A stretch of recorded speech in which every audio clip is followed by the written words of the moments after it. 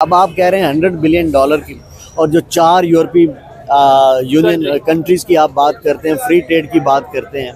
अब देखें ना, 1 लाख अगर वो प्रोड्यूस होती हैं, जॉब्स होती हैं, और छोटी से लेकर बड़ी चीज़ तक उसके लिए उनको स्टैंस मिल रहा है, तो इसका मतलब ये है कि इंडिया बुनियादी तौर पर वो मुल्क है कि जिसने प्रूव कर दिया है कि हम वो कंट्री हैं कि हमारी कंट्री में आके आप इन्वेस्टमेंट करें।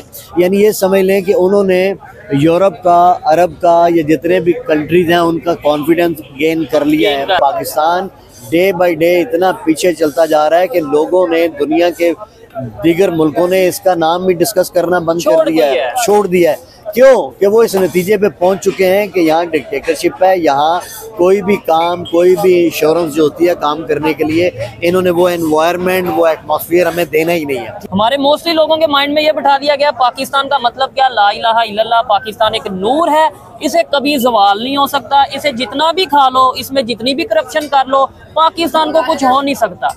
और वो लोग जो ये चीजें बताते हैं वो ये चीज नहीं डिस्कस करते कि 1971 में ये नूर को सवाल आ गया था। अगर मुझसे सच सुनना चाहते हो सुहेब, जो मैं पहले भी कह चुका हूँ कि इस मुल्क पे जर्नल्स कायम है, इस मुल्क पे एस्टेब्लिशमेंट का कब्जा है, और इंडिया पे कोई एस्टेब्लिशमेंट नहीं, कोई जर्नल्स का कब्जा नहीं है। क्यों? डेमोक्रेसी है, बंदे आते रहते हैं, सिस्टम चलते रहते हैं, लॉन्ग टर्म पॉलिसी बनाते हैं। वो सिर्फ मुल्क का सोचते हैं, हम अपने बैंक बैलेंस का सोचते हैं, हम अपने जजीरों का सोचते हैं, हमारे सराउंडिंग में क्या चल रहा है, बॉर्डर्स पे क्या चल रहा है, बलूचिस्तान में क्या चल रहा है, वजीरिस्तान में क्या चल रहा है, कश्मीर में क्या चल रहा है, हमें तो ये खबर ही नहीं लगने देते। क्योंकि जिनके पास कंट्रोल है वो नहीं चाहते कि ये चीज़ें आवाम तक जाएं।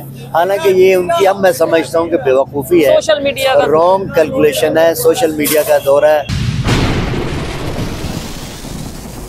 जी तो दोस्तों, मैं हूं सुहेब चौधरी और आप देख रहे हैं मेरा और आपका YouTube channel real entertainment TV. आज की ये वीडियो, आज का ये प्रोग्राम बाकी दूसरी वीडियो से, प्रोग्राम से थोड़ा हट के होने वाला है। टॉपिक आपको बता दूं, लेकिन गपशप बहुत ही जबरदस्त होगी। टॉपिक ये है इंडिया और यूरोपियन यूनियन के कुछ कंट्रीज हैं, यूरोपियन फ्री ट्रेड एसोसिएशन, जिसमें 4 कंट्रीज आते हैं, स्विट्जरलैंड है और इसके अलावा 2-3 और कंट्रीज हैं, जिनका अभी एग्रीमेंट हुआ है $100 बिलियन का, और साथ ही साथ 1 मिलियन जॉब आने वाले 15 साल में जो इंडियंस को प्रोवाइड की जाएंगी, इसके ऊपर भी बात करेंगे। साथ ही साथ ये भी बात करेंगे, कभी अब खबर आती है यूके से फ्री ट्रेड करने जा रहा है इंडिया, कभी खबर आती है ऑस्ट्रेलिया के साथ फ्री ट्रेड, कभी यूए की तरफ से खबर आती है, लेकिन पाकिस्तान से कौन से ऐसे कंट्रीज हैं? आज हम हाशिम नियाजी साहब हमारे साथ मौजूद हैं, हमसे पूछेंगे कोई 2 कंट्रीज, कोई 5 कंट्रीज ऐसे बता दें जिनकी पाकिस्तान के साथ फ्री ट्रेड एग्रीमेंट है, और क्या जो प्रोडक्ट्स पाकिस्तान में मौजूद हैं या जो प्रोडक्ट्स खासतौर पे इंडिया एक्सपोर्ट करने जा रहा है, यूके को एक्सपोर्ट करने जा रहा है, यूरोपियन यूनियन को, क्या वो प्रोडक्ट्स पाकिस्तान में मौजूद नहीं है?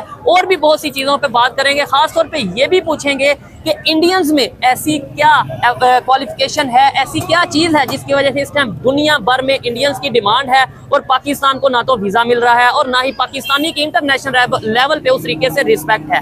इस पर इनके ओपिनियन लेंगे। अस्सलाम वालेकुम सर। वालेकुम अस्सलाम। कैसे हैं? मैं बहुत अच्छा हूँ सर। सबसे पहले तो मैं ये कहना चाहूँगा, आपकी जो बातें होती हैं, खासतौर पे जो आपके अशार होते हैं, जो आप शेरो शायरी करते हैं, देखने वालों को बड़ी पसंद आती है, रैशनल बात करते हैं। सबसे पहले ये बताइए, क्या वजह है आज यूके हो, आज यूरोपियन यूनियन हो, आज यूएस हो, आज अगर हम बात अपने इर्द गिर्द कंट्री की करें या फिर गल्फ कंट्री की करें, सभी लोग इंडियंस को और इंडियन प्रोडक्ट्स को प्रेफर कर रहे हैं, पाकिस्तान का नाम कहीं नजर क्यों नहीं आ रहा? ये खबर सुना के ज़ुहैब, तूने मेरे दिल के तार छेड़ दिए हैं, मेरे दिल के ज़ख्मों को हरा कर दिया। मैं हमेशा आपके प्रोग्राम्स में अपने दुख का इजहार करता हूँ। किस दुख का इजहार करता हूँ? ये मेरे अकेले का दुख नहीं, ये 25 करोड़ आवाम के दुख का इजहार है। हमारे यहाँ इलेक्शन अभी हुए और 2 दफ़ा स्टॉक मार्केट क्रैश कर गई और लोगों का खरबों रुपया डूब गया। हालांकि होना तो यही चाहिए था कि इलेक्शन हो गए और इलेक्शन के बाद हुकूमतें, सबने, सदर भी बन गए, वज़ीर-ए-आज़म आ गई, और अमूमी तौर पर ये होता है कि जब गवर्नमेंट्स बन जाती हैं तो स्टेबिलिटी आ जाती है, मुल्क के हालात स्मूथ होना शुरू हो जाते हैं। लेकिन पाकिस्तान को अल्लाह माफ़ करे, पता नहीं क्या बद्दुआ है कि ये स्टेबिलिटी की तरफ कम जाता है और रिवर्स गियर ज़्यादा लगता है। यानी हम 10 कदम आगे चलते हैं तो देखते हैं, मुड़ के देखते हैं तो 50 कदम पीछे खड़े होते हैं। ठीक है। अब 50 कदम पीछे खड़े होने का मकसद ये है कि हमारी हालत स्टेटस को की है, ना आगे बढ़ते हैं ना पीछे, वहीं के वहीं हैं, 75 सालों से वहीं के वहीं हैं। और इसकी बैकग्राउंड हिस्ट्री में जो है मैंने बहुत सारे प्रोग्राम में पहले भी आपको बताया कि जहाँ जमहूरियत, डेमोक्रेसी सही मायनों में, ट्रू रिस्पेक्ट में स्टेबल होती है, वहाँ तरक्की भी होती है, वहाँ पॉलिसीज़ भी बनती हैं, मुल्क आगे जाते हैं और मुल्क पीछे नहीं जाते। ठीक है। लेकिन पाकिस्तान में आप देख लें कि 75 सालों में स्टेबिलिटी। अब आप दूसरी बात मैं आपको बताता हूँ, एक क्वेश्चन भी है मेरे माइंड में, लेकिन आप पहले बात करें। अब मैं जब भी ये खबर सुनता हूँ इंडिया के हवाले से कि इंडिया आईटी के मैदान में, इंडिया इंडस्ट्री के मैदान में, इंडिया हर मैदान में आगे जा रहा है, और मुझे तो वो मोदी की वो स्टेटमेंट भी याद आई जो मैंने मीडिया पे देखी थी। तो वो कहता है यार ये जो मुकाबलेबाजी की बात है, जंगों की बात है, इसको बात को छोड़े, अगर मुकाबला करना है तो इस फील्ड में करें कि आप भी पाकिस्तान की गुर्बत को ख़त्म करो, हम भी हिंदुस्तान की गुर्बत को ख़त्म करते हैं। और फ़र्क सिर्फ इतना है कि वो इस लाइन पे चल पड़े हैं और अभी तक हमने इसका स्टेप नहीं लिया। अब आप कह रहे हैं $100 बिलियन की, और जो 4 यूरोपीय यूनियन कंट्रीज़ की आप बात करते हैं, फ्री ट्रेड की बात करते हैं। अब देखें ना, 1 लाख अगर वो प्रोड्यूस होती हैं, जॉब्स होती हैं, और छोटी से लेकर बड़ी चीज़ तक उसके लिए उनको स्टैंस मिल रहा है, तो इसका मतलब ये है कि इंडिया बुनियादी तौर पर वो मुल्क है कि जिसने प्रूव कर दिया है कि हम वो कंट्री हैं कि हमारी कंट्री में आके आप इन्वेस्टमेंट करें।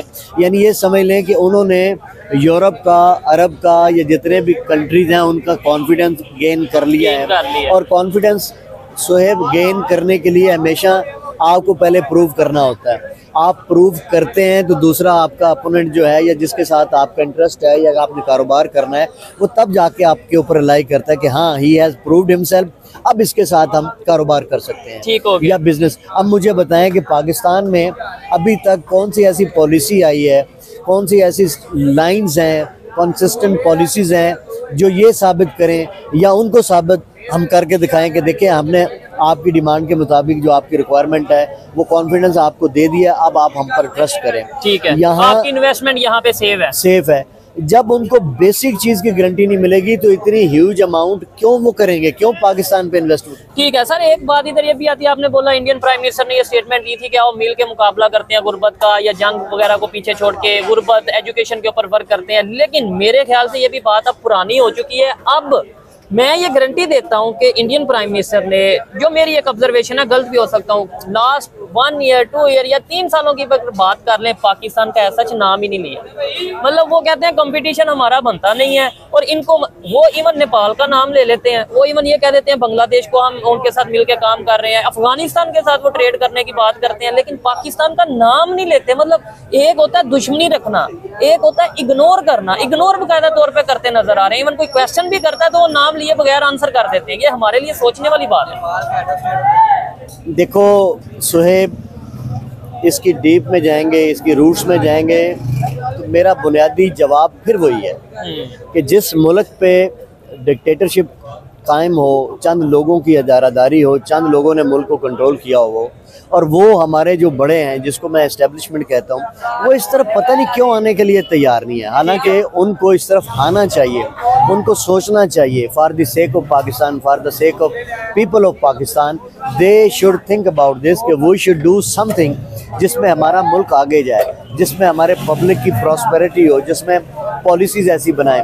अब खुदा जानता है हर इंटेलेक्चुअल, हर दानिश्वर, सहाफ़ी, जितने भी इंटेलेक्चुअल लोग हैं, वो किस चीज़ का रोना रोते हैं? इसी चीज़ का रोना बार बार रो रहे हैं कि यार ये मुल्क के साथ कोई तो ऐसा एक्ट कर दो, कोई तो ऐसी पॉलिसी बना दो कि हमारा भी नाम दूसरे मुल्कों के साथ जुड़े, इंडिया के साथ जुड़े, बांग्लादेश के साथ। हत्ता कि अफ़गानिस्तान कमज़ोर तरीन मुल्क है, लेकिन जैसा कि मीडिया बता रहा है, वहाँ के जो खबरें आ रही हैं, वो भी उस बेसिक तरक्की की रास्ते के ऊपर चल पड़ा हुआ है। वहाँ क्या क्या नहीं हो रहा, वहाँ कौन कौन से काम नहीं हो रहे। और हम यहाँ देखते हैं, हमें तो आज भी यही रोना है कि वो एक पार्टी कहती है कि इलेक्शन सारे 2 नंबर हुए, एक पार्टी को हरा के दूसरे को लेकर आए। अब दूसरों के पास मुझे बताओ कौन सा फार्मूला ऐसा है, कौन सी ऐसी स्ट्रेटजी है कि जिसकी बुनियाद पे ये प्रिडिक्शन कर सके, या हमें दिखा सके, या लोगों को दिखा सके, या दुनिया को दिखा सके कि लो जी ये फार्मूला हमने बना लिया है और इस फार्मूले पे हम मनोन चलेंगे और मुल्क तरक्की करेगा और लोग तरक्की करेंगे। नहीं, इसमें एक बात मैं ये भी कहना चाहूंगा देखने वालों के लिए, खासतौर पे जो लोग अगर पाकिस्तान से देख रहे हैं, कि बड़े बड़े एक अच्छे तरीके से, एक बड़े सिस्टमेटिक वे से हमारे माइंड्स के साथ खेला जाता है। हमारे मोस्टली लोगों के माइंड में ये बैठा दिया गया पाकिस्तान का मतलब क्या, ला इलाहा इल्लल्लाह, पाकिस्तान एक नूर है, इसे कभी जवाल नहीं हो सकता, इसे जितना भी खा लो, इसमें जितनी भी करप्शन कर लो, पाकिस्तान को कुछ हो नहीं सकता। और वो लोग जो ये चीजें बताते हैं वो ये चीज नहीं डिस्कस करते कि 1971 में ये नूर को जवाल आ गया था। मतलब मेरी बातें शायद किसी को कड़वी लगे, लेकिन 1971 में पाकिस्तान के 2 हिस्से हो गए थे। हमें इस तरीके से इमोशनल जो सा सिस्टम के थ्रू लेके चला जाता है, जबकि दूसरी दुनिया, इस्लामिक कंट्री हो या दूसरे कंट्री हो, वो प्रैक्टिकली वर्क करते हैं। अगर इस्लाम की या नूर की या इस तरीके से बात करें ऐसे, तो फिर अफगानिस्तान ना ही इंडिया के साथ ट्रेड करे, अफगानिस्तान ना ही चाइना के साथ ट्रेड करे। वो तो ये कहे कि हम मुसलमान हैं, शरी निज़ाम है, हम सिर्फ सऊदिया के साथ ट्रेड करेंगे, हम सिर्फ मतलब इस्लामिक कंट्रीज के साथ ट्रेड करेंगे, नॉन मुस्लिम को मुंह नहीं लगाएंगे और हम आगे चले जाएंगे। वो जितनी ट्रेड चाइना के साथ, सबसे पहला उन्होंने एग्रीमेंट ही चाइना के साथ किया है। देखें, ये जो बात है ना, मजहबी आप बात करते हो, पाकिस्तान एक नूर है, चलो एक परसेप्शन है, ठीक है मैं मान लिया। लेकिन सवाल ये है कि क्या कोई मुल्क सिर्फ मजहब की बुनियाद पे आगे चलता है? अगर मजहब की बुनियाद पे चलता है तो मजहब के अंदर भी तो कुछ पैरामीटर्स हैं ना, लोगों के साथ चलने के लिए, वादा उसका करना, जो कमिटमेंट है वो पूरी करने, एग्रीमेंट ऐसे करने। आपको किसने मना किया है कि मजहब के अंदर रह के आप एग्रीमेंट करें? मिसाल दे रहा हूँ, और वो ठीक ना हो। यहाँ तो मजहब को सिर्फ नारों की हद तक यूटिलाइज किया गया है, लोगों का ब्रेन तैयार किया गया है कि मजहब के दायरे में रह के ऐसा फार्मूला तय कर दें कि लोगों का असल इश्यूज की तरफ ध्यान ना जाए, जब असल इश्यूज की तरफ ध्यान नहीं। लेकिन मैं ये समझता हूँ कि अब ये नारे, चाहे मजहब के नारे हों, चाहे स्लोगन हो, चाहे पेट्रियाटिक नारे हों, चाहे वतन के नारे हों, मुहब्बुल वतनी के नारे हों, अब बात जो है नारों से आगे आ चुकी है। अब नारों की ज़रूरत नहीं है, अब प्रैक्टिकल काम करने की ज़रूरत है। क्योंकि प्रैक्टिकल में आप देख रहे हो कि पाकिस्तान डे बाय डे इतना पीछे चलता जा रहा है कि लोगों ने, दुनिया के दीगर मुल्कों ने इसका नाम भी डिस्कस करना बंद कर दिया है, छोड़ दिया है। क्यों? कि वो इस नतीजे पे पहुंच चुके हैं कि यहाँ डिक्टेटरशिप है, यहाँ कोई भी काम, कोई भी इंश्योरेंस जो होती है काम करने के लिए, इन्होंने वो एनवायरनमेंट, वो एटमॉस्फेयर हमें देना ही नहीं है। ठीक है, जब ये बात साबित हो चुके हैं, 1 दफ़ा 2 दफ़ा 10 दफ़ा अगर ये बात साबित हो जाए तो फिर किसी को क्या ज़रूरत है? पाकिस्तान ऐसी कौन सी उनकी मजबूरी है?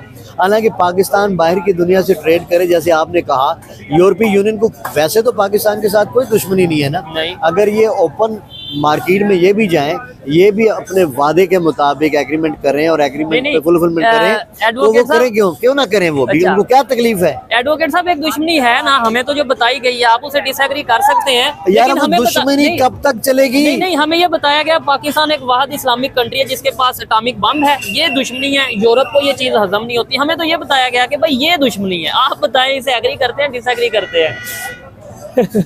देखा जो तीर खा के कमी गाह की तरफ, अच्छा, अपने ही दोस्तों से मुलाकात हो गई। हो। मैं जब पीछे मुड़ के देखता हूँ तो अपने ही है, एनवायरनमेंट की तरफ देखता हूँ, दुनिया को देखता हूँ, दुनिया की तरक्की देखता हूँ, दुनिया की पॉलिसीज देखता हूँ, तो जब मैं पीछे मुड़ के देखता हूँ तो मुझे ये पता चलता है, पहले पता चलता था, अब यकीन हो गया कि कोई दुश्मन नहीं है।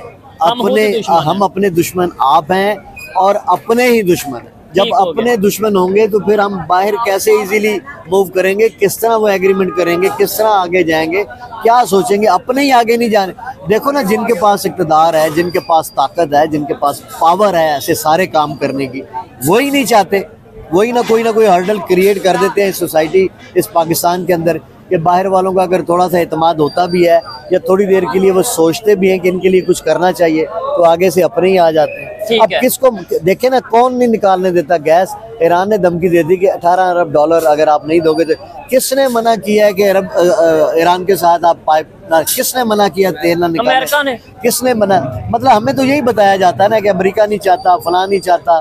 तो हमें तो ये बता के भाई अगर वो नहीं चाहते तो कोई ऐसी सूरत हाल बनाओ, इंडिपेंडेंट हो, एटॉमिक पावर हो, कुछ ऐसे हालात बनाओ कि सारे मजबूर हो जाएं और उनको कह सकोगे यार जो हमने करना है अपनी कंट्री के लिए, क्योंकि इसलिए करना है कि यार दुनिया बहुत आगे निकल गई है। इंडिया आगे निकल गया, बांग्लादेश आगे निकल गया, अब अफगानिस्तान की बारी है। तो क्या हम सारे मुंह ही देखते रहेंगे उन लोगों का, ये यार ये आगे जा रहे हैं और हम पीछे जा रहे हैं? सर फिर मुझे एक बात ये बताएं, देखने वालों से भी सवाल है, मुझे ये बताएं 1947 में हिंदुस्तान आज़ाद हुआ, फिर पाकिस्तान अलग हुआ, ठीक हो गया, मतलब तरक्की का सफर इकट्ठे शुरू किया, डायरेक्टली ये बात कर ले, इनडायरेक्टली कर ले।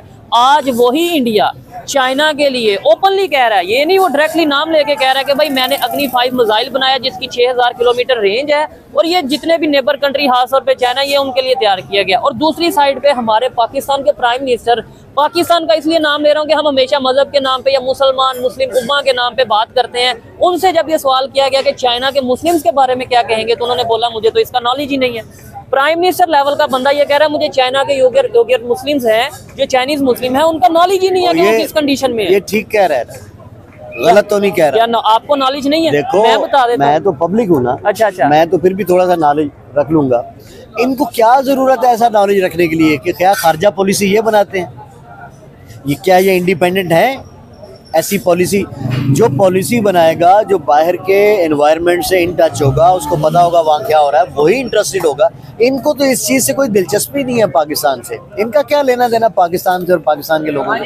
ये तो अपनी बारी के लिए आते हैं, अब एंजॉय करते हैं, पैसा इकट्ठा करते हैं और फिर बाहर निकल जाते हैं। ये तो इस काम के लिए रखे हुए हैं इन्होंने। और फिर मुझे हैरत इस बात की होती है कि इर्द गिर्द, इंडिया के इर्द गिर्द जितने भी कंट्रीज हैं, की बात कर लें, अभी हेड ऑफ जो स्टेट हैं वो इंडिया में मौजूद है।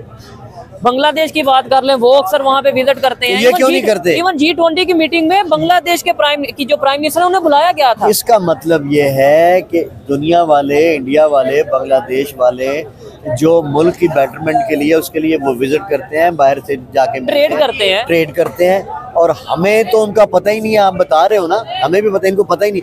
तो इनका क्या काम है नेपाल जाना, या इनका क्या काम है यूरोपीय यूनियन जाना, या उनके साथ एग्रीमेंट करना? क्या जरूरत है इनको करने की? सर इनका यार दुख होता है, दुनिया हम पे हंस रही है। देखो हंस रही है तो हंसने दो, वो कहते हैं जी हंसने दो।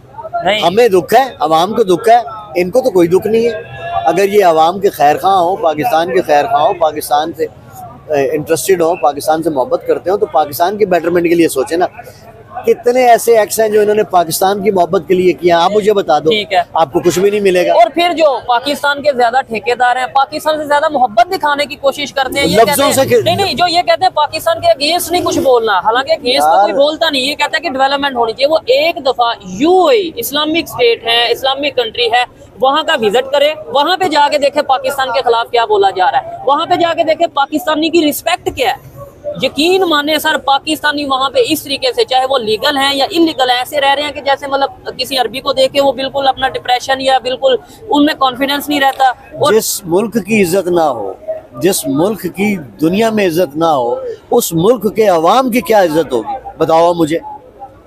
पहले मुल्क की इज्जत होती है, बाद में उस अवाम की इज्जत होती है जो जहाँ दुनिया में जाता है। इस मुल्क की दुनिया में इज्जत नहीं है तो अवाम की क्या इज्जत होगी? हराब पासपोर्ट, ये क्या इज्जत होती है? नहीं, इसका मैं तो अक्सर कहता हूँ, मिलके जितने भी लोग हैं मिलके नारा लगा देते हैं पाकिस्तान जिंदाबाद। लो जी, मैंने अपनी मोहब्बत का इजहार कर दिया, अपनी जिम्मेदारी पूरी कर दी, घर बैठ जाओ, अच्छी अच्छी बातें करो, चाहे झूठ बोलो। बहुत से मेनस्ट्रीम मीडिया पे ऐसे जर्नलिस्ट हैं। मुल्क लफ्जों से, स्क्रीन प्ले से, लफाजी से नहीं चलते।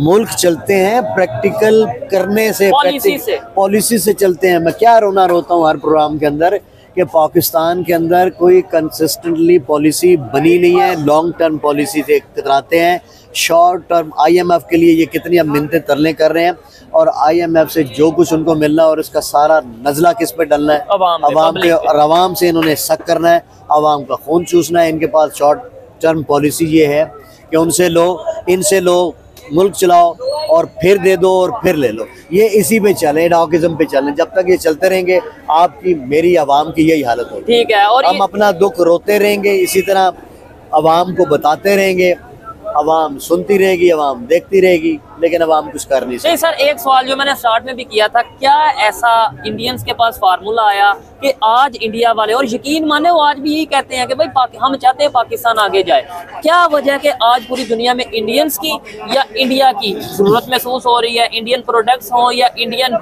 एम्प्लॉयज हो, पूरी दुनिया में इस टाइम उनकी डिमांड है। और दूसरी साइड पे पाकिस्तान की जो कंडीशन है, जॉबलेस पाकिस्तान। बस सच तो ये है, ओके, मैंने पहले भी कहा था, सच बोलोगे तो जल जाएगी जुबान देखना, उड़ जाएगी लबों से मुस्कान देखना, चल तो दिए हो साथ ही कारवां लिए, दो चार भी न ठहरेंगे मेरी जान देखना। अगर मुझसे सच सुनना चाहते हो सुहेब, जो मैं पहले भी कह चुका हूँ कि इस मुल्क पे जर्नल्स कायम है, इस मुल्क पे एस्टेब्लिशमेंट का कब्जा है, और इंडिया पे कोई एस्टेब्लिशमेंट नहीं, कोई जर्नल्स का कब्जा नहीं है। क्यों? डेमोक्रेसी है, बंदे आते रहते हैं, सिस्टम चलते रहते हैं, लॉन्ग टर्म पॉलिसी बनाते हैं। वो सिर्फ मुल्क का सोचते हैं, हम अपने बैंक बैलेंस का सोचते हैं, हम अपने जजीरों का सोचते हैं, हम अपना सोचते हैं, कौम का नहीं सोचते। वो कौन सा कंट्री ऐसा है जिसमें रमज़ान में चीज़ें महंगी हो, और वो कौन सा कंट्री ऐसा है कि जिसमें रमज़ान में चीज़ें कम होने की बजाय ऊपर जाएं, और वो वाहिद पाकिस्तान मुल्क है जिसमें रमज़ान में ज़ख़ीरा अंदोज़ी, ये ताजर तबका ये एक महीना समझते हैं कि ये one of the best month है, जितना इकट्ठा कर सकते हो कर लो। किससे? आवाम से। और वो अमेरिका या वो अगर हम बात करें यहूदियों की या नॉन मुस्लिम की बात करें, जो कि पाकिस्तान के या इस्लाम के खिलाफ हमें बताया जाता है, वो रमज़ान आता है तो अपने मार्केट्स में वो डिस्काउंट रख देते हैं मुसलमानों के लिए। ये कैसे हमारे खिलाफ है? अब सच आपको पता है।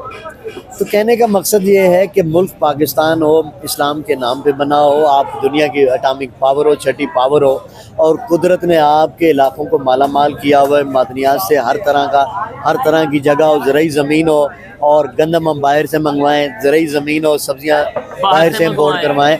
तो इसका मतलब ये है कि बुनियाद में कोई फ़र्क है, कोई पॉलिसीज़ के अंदर फ़र्क है, कोई हिपोक्रेसी है, कुछ ऐसे लोगों का, उच्चकों का, बदमाशों का, लुटेरों का, डाकुओं का कब्ज़ा है इस मुल्क के ऊपर, जो अपनी मर्जी से इस मुल्क को चलाते हैं और उसको सही समत में ले जाने के लिए तैयार नहीं है। न कल थे, न दरमियान में थे, न आज हैं, ना ही आने वाले वक्तों में। नहीं सर, हमने इन्हें मजबूर करना है। देखिए, ये जितना पाकिस्तान इमरान खान का है, जितना पाकिस्तान नवाज शरीफ साहब का है, जितना पाकिस्तान शहबाज शरीफ, आसिफ अली जरदारी साहब का है, उतना ही मेरा और आपका है, और मेरा भी उतना ही हक है मैं पाकिस्तान की बेहतरी के लिए बात करूं। यार पाकिस्तान में जो कुछ गलत हो रहा है उसके लिए बात करूं। आप तो पहले दिन से इस फील्ड में इस बात को लेकर चले हुए हैं, आज भी आप बात करते हैं, इंडिया की बात करते हैं, तो आपको करनी चाहिए ताकि हम लोगों को पाकिस्तान सीखे, गैरत खाएं कंपटीशन में। और यार अवाम तो आने के लिए तैयार है। मैं क्या करूं इन इस्टेब्लिशमेंट वालों का, मैं क्या करूं इन चोरों का, इन बदमाशों का, इन चक्कों का, जो बार बार घूम फिर के फिर आ जाते हैं। अब जिनके हाथ में इक़्तिदार है, जिनके हाथ में पावर है, तो person who can do it, उनकी नीयत नहीं है तो फिर मैं क्या करूं। हाँ, मैं अपना एहतजाज, मैं अपना प्रोटेस्ट, मैं अपना गिला, मैं अपना शिकवा आपकी सूरत में मीडिया के ऊपर कहता रहूंगा, फेंकता रहूंगा, बस मैं तो इतना कर सकता हूं। ऐसे ही है सर। मुझे एक लास्ट में ये क्वेश्चन भी बताइएगा कि अगर लेट्स सपोज एग्जांपल के तौर पे हम बात करते हैं, चाइना हमारा आयरन फ्रेंड है, ठीक है, अगर चाइना की तरफ से हमारे बॉर्डर पे कोई ऐसा काम होता है तो क्या पाकिस्तान के अंदर कोई ऐसी कशीदगी आती है, कोई ऐसा उनकी तरफ से ऐसी एक्टिविटी की जाती है जो कि इंटरनेशनल लॉज के अगेंस्ट है, तो क्या पाकिस्तान की तरफ से उसी तरीके से जारहाना तौर पे रिप्लाई कर सकते हैं? हम जुर्रत रखते हैं? नहीं, या उसे छुपा देंगे? इवन अपने मीडिया में हमें तो बहुत सारी खबरें आती नहीं है भाई, हमारे सराउंडिंग में क्या चल रहा है, बॉर्डर्स पे क्या चल रहा है, बलूचिस्तान में क्या चल रहा है, वजीरिस्तान में क्या चल रहा है, कश्मीर में क्या चल रहा है, हमें तो ये खबर ही नहीं लगने देते।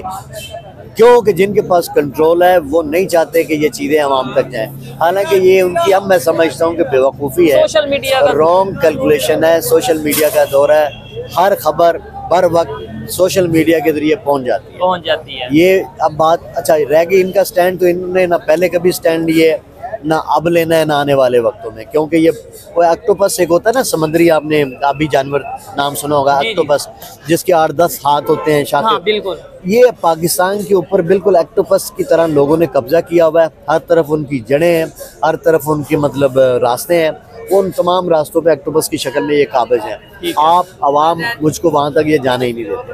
तो खुदा करे, मेरी दुआ है अल्लाह ताला करे, क्योंकि कहते हैं ना इंसान बोलता रहे, एहतजाज रिकॉर्ड कराता रहे, कुदरत एक दफा कुछ ना कुछ चेंज। सर मैं आपको ये बताता हूँ, रिसेंटली इंडिया की और सऊदी अरेबिया की बिलियंस ऑफ डॉलर की ट्रेड के खबरें आ रही हैं, और साथ ही साथ एक खबर ये भी आ रही है कि इंडिया के साथ ट्रेड की जा रही है और पाकिस्तान को एड दी जा रही है। और एड भी क्या दी जा रही है? खजूरें, जो हर साल आती हैं, हर साल एड आती है। अब इनको सोचना चाहिए कि क्या खजूरों से इकोनॉमिक्स ठीक होती है, मुल्क चलते हैं, या बिलियन डॉलर्स के जो प्रोजेक्ट्स होते हैं उससे? इनकी तो हिम्मत नहीं है। वो सऊदीया बेचारा क्या करता है, ले दे के इनकी रिक्वेस्ट की, क्योंकि उसको भी ज़रूरत है पाकिस्तान की आर्मी की, फ़ौज की। वो बेचारा ये जो थोड़े अरसे के लिए पैसे देता है ना, 1-2 अरब डॉलर देता है, बस वो दे देता है। उसके बाद फिर थोड़े अरसे के बाद फिर वो टाइम एक्सटेंड कर देता है। और उसकी अप्रोच और हमारी अप्रोच इस नुक्ते पे एक है। बाकी प्रोग्राम क्या है, मुल्क कैसे तरक्की करे, किस तरह एग्रीमेंट करे, इन्होंने नहीं करने पाकिस्तान के साथ। इन्होंने आप देखेंगे इस्लामिक कंट्री जितनी है वो इंडिया के साथ करेंगे, अफगानिस्तान के साथ कर लेंगे, बांग्लादेश पाकिस्तान के साथ नहीं करेंगे फिलहाल। फिलहाल जो सिचुएशन है ये ऐसी है। ठीक है। और लास्ट में मैं ये भी कहना चाहूंगा, जो सर ने बात की है, ये आज से 5 साल पहले तक, या मैं कहूँगा कुछ साल पहले तक, तो बात मेरी समझ में आती थी कि हाँ भाई पाकिस्तान आर्मी की जो गल्फ कंट्रीज हैं, अगर यूएई की बात करें, सऊदीया की बात करें, तो उसको जरूरत रहती है पाकिस्तान आर्मी की। लेकिन अब खबरें तो ये भी आ रही हैं कि यूएई की बात कर लें या गल्फ कंट्रीज से, वहां की मिलिट्री इंडिया में आके यहाँ पे आके प्रैक्टिस कर रहे हैं, यहाँ पे मिलिट्री ड्रिल्स कर रहे हैं। यानी कि सऊदीया की इवन जो मिलिट्री है वो यहाँ पे आए हैं, और हमारे ही बॉर्डर पे, बल्कि बॉर्डर के साथ वाला जो एरिया इंडिया साइड, ठीक है, तो इंडिया के इलाके में वहां पे उन्होंने मिलिट्री ड्रिल की है। हैरत वाली बात है। यानी कि ये भी जो हमारी जरूरत है, ये कल को खत्म हो जाएगी, फिर हम क्या करेंगे? नहीं, फिर कुछ करेंगे, फिर कुछ करेंगे। चलें जी, फिर हमें क्या करना चाहिए ये आप लोग बताइए। बड़ा दुख होता है, बड़ी तकलीफ होती है पाकिस्तान को इस हालत में देख के। डेफिनेटली मैं पाकिस्तानी हूँ, मुझे पाकिस्तान से प्यार है, दर्द है, और दर्द है तो इसी वजह से हम कोशिश करते हैं कि कुछ चेंज आ जाए, कुछ शर्म आ जाए, कुछ लोगों से, दूसरे कंट्री से सीख के, खास तौर पे इंडिया से सीख के हम लोग कुछ बेहतरी की तरफ जाएं। एस्टैब्लिशमेंट के लिए अर्ज है एस्टैब्लिशमेंट, क्या इनसे कहूँ बात के जब और ही कुछ है, क्या इनसे कहूँ बात के जब और ही कुछ है, अब मेरी खामोशी का सबब और ही कुछ है। बेकार हैं सब इनके लिए दिल की दुआएं, आप समझ रहे हैं, वो भी समझ रहे हैं। बेकार हैं सब इनके लिए दिल की दुआएं, मैं जानता हूँ इनकी तलब और ही कुछ है। क्या इनसे कहूँ बात कि जब और ही कुछ है। सर लास्ट में मुझे ये बता दें, एस्टेब्लिशमेंट करते हैं, एस्टेब्लिशमेंट होता क्या है? आर्मी या जुडिशरी या मतलब ब्यूरोक्रेसी? ये समझ लें कि 5 का मजमुआ है। अच्छा। जिसमें जर्नल भी शामिल है, ब्यूरोक्रेसी भी शामिल है, पार्लियामेंट भी शामिल है, जुडिशरी भी शामिल है। ठीक है। और ये सारों का एक मीडिया भी शामिल है। मीडिया भी, ये ऐसे है, ये बहुत इकट्ठे हैं, ये जो सोचते हैं, जो प्लान करते हैं वो कर लेते हैं। ठीक हो, क्योंकि रास्ते में कोई रुकावट नहीं है, जो बयानियां देते हैं वो कामयाब सारा उसे अपना वो बना लेते हैं। ऐसा ही है। इसलिए अक्तुफस है, ये काबिज हैं, खुदा करेगा एक वक्त आएगा जब अल्लाह ताला हमारी जान छुड़ा देगा। देखें मैं सुहेब या आवाम तो कोशिश कर ही रही है, इन्हें लफ्ज़ों के ज़रिए इन्हें अपने दुख सुना रहे हैं, अपने कैथारसिस बयान कर रहे हैं कि यार for the sake of God अब ये छोड़ दो, मुल्क की तरक्की के लिए आओ, मुल्क को बचाओ, मुल्क की बेटरमेंट के लिए करो, मुल्क के रहने वाले अवाम के लिए कुछ करो यार। हमारी तो ये इनसे रिक्वेस्ट है, हम रिक्वेस्ट ही कर सकते हैं, हमारे हाथ में तो पावर नहीं है, जिनके हाथ में पावर है उनसे ये रिक्वेस्ट कर रहे हैं। ऐसा ही है। वरना हमारा क्या, वो फैज़ कहता है, फैज़ अहमद फैज़, हमारा क्या कना में रहे या मिस्र में जाकर आबाद हुए, हमारा क्या कना में रहे या मिस्र में जाके आबाद हुए। तो कहने का मकसद ये है, हमारा इधर रहे या उधर रहे, हमारी हालत तो यही रहेगी। हालत तो यही रहेगी। लेकिन खुदा से दुआ है, अल्लाह ताला से दुआ है कि कुछ बेहतरी है। ठीक है, दुआ के साथ साथ प्रैक्टिकली भी हमें काम करने की जरूरत है, सोच को बदलने की जरूरत है। ये थी आज की वीडियो। एडवोकेट हाशिम नियाज़ी साहब की गुफ्तगू आपको कैसी लगी कमेंट बॉक्स में जरूर बताइएगा, और नेक्स्ट किस टॉपिक पे हम इनसे बात करें ये भी आप बता सकते हैं। मिलते हैं नेक्स्ट वीडियो में, तब तक के लिए पीस आउट, अल्लाह हाफ़िज़।